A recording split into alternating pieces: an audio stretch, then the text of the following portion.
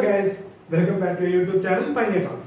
ഇന്ന് ഞാനെത്തിയിട്ടുള്ളത് നിങ്ങൾക്ക് എല്ലാവരും അറിയാം, നമ്മൾ ഓൾറെഡി ഒരു വീഡിയോ അപ്ലോഡ് ചെയ്തിട്ടുണ്ട്. ALPയുടെ നോട്ടിഫിക്കേഷൻ വിളിച്ചെന്ന് പറഞ്ഞിട്ടല്ലേ. ഇപ്പോൾ ALPയുടെ ഒരു നോട്ടിഫിക്കേഷൻ വിളിച്ചത് എല്ലാവരും അറിഞ്ഞിട്ടുണ്ടാകും. ഇപ്പൊ കുറെ പേർക്ക് ഡൗട്ട് ഉണ്ടാകും, ഏത് റീജിയൻ അപ്ലൈ ചെയ്യണം, എങ്ങനെ അപ്ലൈ ചെയ്യണം, അപ്ലൈ ചെയ്യുമ്പോൾ എന്തൊക്കെ സർട്ടിഫിക്കറ്റ് നമ്മുടെ കയ്യിൽ വേണം, അങ്ങനത്തെ ഒക്കെ റിലേറ്റഡ് ആയിട്ടുള്ള ഒരു വീഡിയോ ആണ് ഞാൻ ഇന്ന് ചെയ്യാൻ ഉദ്ദേശിക്കുന്നത്. നമുക്ക് ഏകദേശം ALP നോട്ടിഫിക്കേഷൻ വന്നത് എല്ലാവർക്കും നിങ്ങൾക്ക് അറിയാൻ പറ്റും.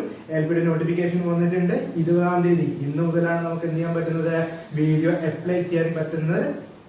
ആപ്ലിക്കേഷൻ അപ്ലൈ ചെയ്യാൻ പറ്റുന്നത് ഇന്ന് മുതലാണ്. 20-ാം തീയതി മുതലാണ് ഫെബ്രുവരി 19 മുതൽ വരെ നമുക്ക് എന്ത് ചെയ്യാം, അപ്ലൈ ചെയ്യാൻ പറ്റുന്ന ഒരു പോസ്റ്റാണ്. സോ ഇന്നത്തെ സെക്ഷൻസിൽ നമ്മൾ നോക്കുന്നത് മെയിൻലി ഏതൊക്കെ റീജിയൻസിൽ അല്ലെ, നമുക്ക് ഏകദേശം നമുക്ക് സൈഡിൽ നോക്കിയാൽ നിങ്ങൾക്ക് കാണാൻ പറ്റും ഏകദേശം 21ഓളം, ഇന്ത്യയിൽ 21ഓളം റെയിൽവേ സോണുകൾ ഉണ്ട്. ആ 21ഓളം സോണുകളിൽ എവിടെയൊക്കെ നമുക്ക് അപ്ലൈ ചെയ്യാൻ പറ്റും, എത്ര വേക്കൻസീസ് വരുന്നുണ്ട്, അതേപറ്റി റിലേറ്റഡ് ആയിട്ടുള്ള ഒരു വീഡിയോ ആണ് നമ്മൾ ചെയ്യുന്നത്. ഇപ്പൊ നിങ്ങൾക്ക് മാപ്പിൽ നോക്കിക്കഴിഞ്ഞാൽ നിങ്ങൾക്ക് കാണാൻ പറ്റും ട്രിവാൻഡ്രം ഉണ്ട്, ചെന്നൈ, ബാംഗ്ലൂർ, സെക്കന്ദരാബാദ്, ഭുവനേശ്വർ, കൊൽക്കത്ത, ബിൽസ്പൂർ, ഭോപ്പാൽ, അഹമ്മദാബാദ്, മുംബൈ, അജ്മീർ, ഛത്തീസ്ഗഡ്, ജമ്മു, ശ്രീനഗർ സോൺ ഉണ്ട്.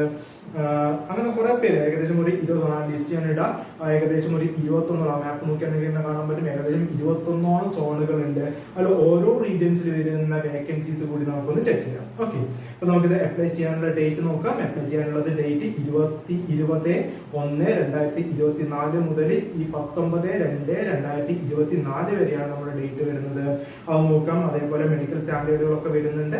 മെഡിക്കൽ സ്റ്റാൻഡേർഡ് A1 എന്താ നമുക്ക് ഡീറ്റെയിൽ ആയിട്ട് പറയാം. അതേപോലെ ഏജ് ലിമിറ്റ് വരുന്നത് 18 മുതൽ 30 വയസ്സ് വരെയാണ്. നമുക്ക് പ്രീവിയസ് ഇയർ ഡാറ്റാസ് നോക്കി കാണാൻ പറ്റും. നിങ്ങൾക്ക് 28 വയസ്സ് വരെയായിരുന്നു നമുക്ക് പണ്ടുണ്ടായിരുന്നത്. ഇപ്പൊ നമുക്കത് 2 വയസ്സ് കൂടി കൂട്ടിയിട്ടുണ്ട്. 30 വയസ്സ് വരെ അപ്ലൈ ചെയ്യാൻ പറ്റുന്നുണ്ട്. ഇപ്പോൾ ഉള്ള വേക്കൻസി പറഞ്ഞുള്ളത് 5696 വേക്കൻസിയാണ് നമുക്കിപ്പോ പറഞ്ഞിട്ടുള്ളത്. ALP എന്ന് പറയുന്നത് ഒരു ലെവൽ 2 പോസ്റ്റ് ആണ് കേട്ടോ. ഓക്കെ, നമുക്ക് ആ ഫിസിക്കൽ സ്റ്റാൻഡേർഡ് നോക്കാം. ഫിസിക്കൽ നമുക്ക് എല്ലാവർക്കും ഇമ്പോർട്ടന്റ് ആണ്. ബേസിക് ക്വാളിഫിക്കേഷൻ പറയുന്നത് എന്താണ്, ITI ആണ് ബേസിക് ക്വാളിഫിക്കേഷൻ പറയുന്നത്. ITI കാർക്ക് അപ്ലൈ ചെയ്യാം, ഡിപ്ലോമക്കാർക്ക് അപ്ലൈ ചെയ്യാം, അതേപോലെ ആർക്കൊക്കെ അപ്ലൈ ചെയ്യാം, BTech-കാർക്ക് അപ്ലൈ ചെയ്യാൻ പറ്റുന്ന പോസ്റ്റ് ആണ്. മെക്കാനിക്കൽ, ഇലക്ട്രിക്കൽ, ഇലക്ട്രോണിക്സ് ട്രേഡുകളിൽ ഉള്ള എല്ലാവർക്കും എന്ത് ചെയ്യാൻ പറ്റും, ഈ ഒരു സംഭവം അപ്ലൈ ചെയ്യാൻ പറ്റും. ALP എന്ന് പറഞ്ഞ പോസ്റ്റ് അപ്ലൈ ചെയ്യാൻ പറ്റും. അതിൽ വേണ്ട മെഡിക്കൽ സ്റ്റാൻഡേർഡ് ഏറ്റവും ഇമ്പോർട്ടന്റ് ആണ്. മെഡിക്കൽ സ്റ്റാൻഡേർഡ് എന്ന് പറഞ്ഞാൽ A1 സ്റ്റാൻഡേർഡുകളാണ് നമുക്ക് വേണ്ടത്. A1 സ്റ്റാൻഡേർഡ് എന്തൊക്കെയാണെന്ന് നോക്കിയേ. നമുക്ക് ഡിസ്റ്റന്റ് വിഷൻ വേണം. അതായത് ഡിസ്റ്റന്റ് വിഷൻ എന്ന് പറഞ്ഞാൽ 6x6 വിഷൻ വിത്തൗട്ട് ഗ്ലാസ് ആണ്. വിത്തൗട്ട് ഗ്ലാസ് ആണ് പറഞ്ഞിട്ടുള്ളത്. അതുപോലെ നമുക്ക് നോട്ടിഫിക്കേഷൻ നോക്കിയാൽ നിങ്ങൾക്ക് കാണാൻ പറ്റും നിയർ വിഷനും എത്രയാണ് പറയുന്നത്, SN 0.6 വിത്തൗട്ട് ഗ്ലാസ് ആണ് പറയുന്നത്. അതേപോലെ കളർ ബ്ലൈൻഡ്നെസ്, അങ്ങനത്തെ ബൈനോക്കുലർ വിഷൻസ്, അങ്ങനത്തെ കാര്യങ്ങൾ, നൈറ്റ് വിഷൻസ്, മെസോപിക് വിഷൻസ്, അങ്ങനത്തെ കാര്യങ്ങളൊന്നും ഉണ്ടാവാൻ പാടില്ല. ആ ടെസ്റ്റുകളൊക്കെ എന്ത് ചെയ്യണം, നിങ്ങൾക്ക് ക്ലിയർ ചെയ്തിരിക്കണം. അതായത് നിങ്ങൾക്ക് ഒരു മെഡിക്കൽ ടെസ്റ്റിൽ നമുക്ക് ഈ ടെസ്റ്റുകൾ മൊത്തത്തിൽ ചെക്ക് ചെയ്യും. ഈ കണ്ണിന്റെ ടെസ്റ്റ് വളരെ ഇമ്പോർട്ടന്റ് ആണ്. ആ സ്റ്റാൻഡേർഡ് നിങ്ങൾ എപ്പോഴും കീപ്പ് ചെയ്യണം. അപ്പോൾ അത് നോട്ടിഫിക്കേഷന്റെ ഇവിടെ നിങ്ങൾക്ക് കാണാൻ പറ്റും. നിങ്ങൾക്ക് സ്ലൈഡിലൊന്ന് നോക്കിയാൽ മതി ഏതൊക്കെയാണ് A1 സ്റ്റാൻഡേർഡ് എന്ന് പറയുന്നത്. സോ A1 സ്റ്റാൻഡേർഡുള്ള സാധനങ്ങളൊക്കെ നിങ്ങൾ എന്ത് ചെയ്യണം, എക്വയർ ചെയ്തിട്ടുള്ളവർക്ക് മാത്രമേ നമുക്ക് ഈ പോസ്റ്റ് അപ്ലൈ ചെയ്യാൻ പറ്റുള്ളൂ. ഓക്കെ, പിന്നെ നമുക്ക് ഏജ് റിലാക്സേഷൻ ആണ്. ഏജ് റിലാക്സേഷൻ നിങ്ങൾക്ക് അറിയാം 18 മുതൽ 30 വയസ്സ് വരെ, 2 വയസ്സ് കൂടിയിട്ടുണ്ട്. 30 വയസ്സ് വരെ നമുക്ക് ഇപ്പൊ അപ്ലൈ ചെയ്യാൻ പറ്റുന്നുണ്ട്. അതേപോലെ SC ST കാറ്റഗറിക്ക് 5 വയസ്സ് കൂടുതലായത് 35 വയസ്സ് വരെ നമുക്ക് എന്ത് ചെയ്യാം, ഈ പോസ്റ്റിലേക്ക് അപ്ലൈ ചെയ്യാൻ. OBC non creamy layer candidates ആണെങ്കിൽ +3 പറഞ്ഞു, അതായത് 33 വയസ്സ് വരെ നമുക്ക് എന്ത് ചെയ്യാൻ പറ്റും, ഈ ഒരു എക്സാംസിന് അപ്ലൈ ചെയ്യാൻ പറ്റും. അതേപോലെ എക്സ് സർവീസ് മാനുകളിന് ഏകദേശം 3 ഇയർ ആണ്. അതായത് എക്സ് സർവീസ് മാന് നമ്മുടെ അൺറിസർവ്ഡ് EWS കാറ്റഗറി വരുന്നവർക്കും +3 ഇയേഴ്സ് കൂടുതൽ എന്ത് ചെയ്യാൻ എക്സ്റ്റൻഷൻ കൊടുക്കുന്നുണ്ട്. OBC നോൺ ക്രീമി ലെയർ ആണ് വരുന്നതെങ്കിൽ 6 കൊല്ലം കൊടുക്കുന്നുണ്ട്. SC ST ex service man SC ST കാറ്റഗറിയിലാണ് വരുന്നതെങ്കിൽ 8 വയസ്സ് വരെ എന്ത് ചെയ്യാം കൂടുതലുള്ളവർ, അതായത് 38 വയസ്സ് വരെ നിങ്ങൾക്ക് എന്ത് ചെയ്യാൻ പറ്റും, അപ്ലൈ ചെയ്യാൻ പറ്റും. സോ അടുത്തതാണ് നമുക്ക് ഏറ്റവും ഇമ്പോർട്ടന്റ് ആയിട്ടുള്ള സെക്ഷൻസ്. ഏത് സോണിൽ നമുക്ക് അപ്ലൈ ചെയ്യാൻ, അല്ലെങ്കിൽ എവിടേക്കാണ് വേക്കൻസി വരുന്നത് ഒന്ന് നോക്കിയേ. വേക്കൻസി വരുന്നത് നോക്കുക, ചാർട്ട് നോക്കിയേ. ഫസ്റ്റ് വരുന്നത് ഏതാണ്, അഹമ്മദാബാദ് ആണ് അല്ലെ. അഹമ്മദാബാദ് ആണ്, WR ആണ് സോൺ പറയുന്നത്. അതിൽ അൺറിസർവ്ഡ് കാറ്റഗറി വരുന്നത്, അതായത് ജനറൽ വേക്കൻസി വരുന്നത് 95 വേക്കൻസി വരുന്നുണ്ട്. SC ST 37, അതേപോലെ എന്താണ് ST 17, നമ്മുടെ OBC 65, EWS 24, ടോട്ടൽ 238 വേക്കൻസിയാണ് വരുന്നത്. എക്സ് സർവീസ്മാന് ഏകദേശം 24 വേക്കൻസി വരുന്നുണ്ട്.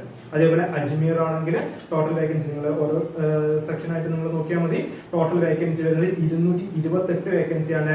ബാംഗ്ലൂർ ഉണ്ട് അല്ലെ, നമുക്കൊക്കെ അപ്ലൈ ചെയ്യാനുള്ള ഒരു സോണാണ് നമ്മൾ ബാംഗ്ലൂർ. കേരളത്തിലുള്ള മിക്കവാറും എല്ലാവരും അപ്ലൈ ചെയ്യുന്ന ഒരു സോണാണ് ബാംഗ്ലൂർ സോൺ എന്ന് പറയുന്നത്. ആ ബാംഗ്ലൂർ സോണിൽ ഏകദേശം 473 വേക്കൻസിയാണ് വരുന്നത്. 473 വേക്കൻസി നമ്മുടെ മംഗലാപുരം കാര്യങ്ങളൊക്കെ എനിക്ക് തോന്നുന്നു ആ ഒരു സോണിനകത്തുള്ളതാണ് വരുന്നത്. ഭോപ്പാൽ വരുന്നത്, ഭോപ്പാൽ ഏകദേശം 200 WCR ഉണ്ട്, WR എന്ന് പറയുന്ന സോണുകളുണ്ട്. 219ഉം 65ഉം വരുന്നത്. ഭുവനേശ്വറിൽ വരുന്നത് 280 വേക്കൻസി ഉണ്ട്. ബിലാസ്പൂരിൽ വരുന്നത് ഏകദേശം 2 സെക്ഷൻസ് ഉണ്ട്. CR ഉണ്ട്, SECR എന്ന് പറഞ്ഞ സെക്ഷൻസ് സോണുകളും വരുന്നുണ്ട്. അതിൽ ഏകദേശം ഏറ്റവും കൂടുതൽ വേക്കൻസി വരുന്ന ഒരു സോണാണ് അല്ലെ. 1192 വേക്കൻസി ഉണ്ട്. ഒരു സോണിൽ 124 വേക്കൻസി വരുന്നുണ്ട്. ബിലാസ്പൂരിൽ വരുന്നുണ്ട്.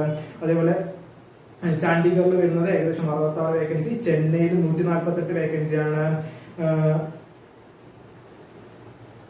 ഗോരഖ്പൂരിൽ വരുന്നത് 43 വേക്കൻസിയാണ്. ഗുവാഹട്ടിയിൽ 62 വേക്കൻസി. ജമ്മു ശ്രീനഗർ സോണിൽ 39 വേക്കൻസി വരുന്നുണ്ട്. കൊൽക്കത്ത സോണിൽ വരുന്നത് ER ഉണ്ട്, SER വരുന്നുണ്ട്. 254ഉം 91 വേക്കൻസിയാണ് വരുന്നത്. മാൽഡയിൽ വരുന്നത് 161ഉം 56 വേക്കൻസീസ് വരുന്നുണ്ട്. മുംബൈ വരുന്നത്, മുംബൈയിൽ ശരിക്കും 3 സോണുകൾ ഉണ്ട് കേട്ടോ. 411, 110, 26 വേക്കൻസി വരുന്നുണ്ട്. മുസാഫർപൂറിൽ നമുക്ക് വരുന്നത് 38 വേക്കൻസിയാണ്. പാട്നയിൽ 38 വേക്കൻസിന്. പ്രയാഗ്രാഗിൽ ഏകദേശം 2 സോണുകളുണ്ട്. 241, 45 വേക്കൻസി. റാഞ്ചിയിൽ 153 വേക്കൻസി. സെക്കന്ദരാബാദിൽ അത്യാവശ്യം നല്ല വേക്കൻസി വരുന്നുണ്ട്. 199ഉം 559 വേക്കൻസി.